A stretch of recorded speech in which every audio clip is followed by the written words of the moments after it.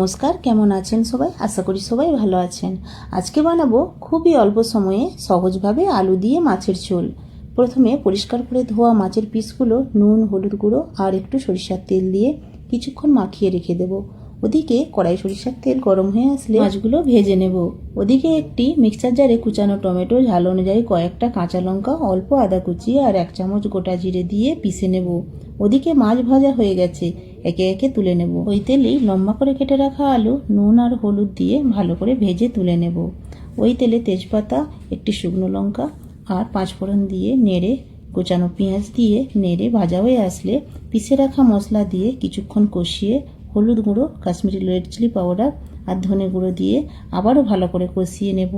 মশলা থেকে তেল ছেড়ে আসলে ভেজে রাখা আলু দিয়ে কষিয়ে পরিমাণ মতো জল দিয়ে দেব। যেহেতু মাছের ঝোল হবে তাই একটু বেশি পরিমাণ জল দেব। ঢাকা দিয়ে ফুটে আসলে ভেজে রাখা মাছগুলো দিয়ে একটু ফুটিয়ে ওপর দিয়ে ধনেপাতা কুচি, গরম মশলার গুঁড়ো আর স্বাদ অনুযায়ী চিনি দিয়ে নামিয়ে নিলেই রেডি আলু দিয়ে মাছের ঝোল। আপনারা বাড়িতে বানাবেন আর কমেন্ট করে জানাবেন কিন্তু।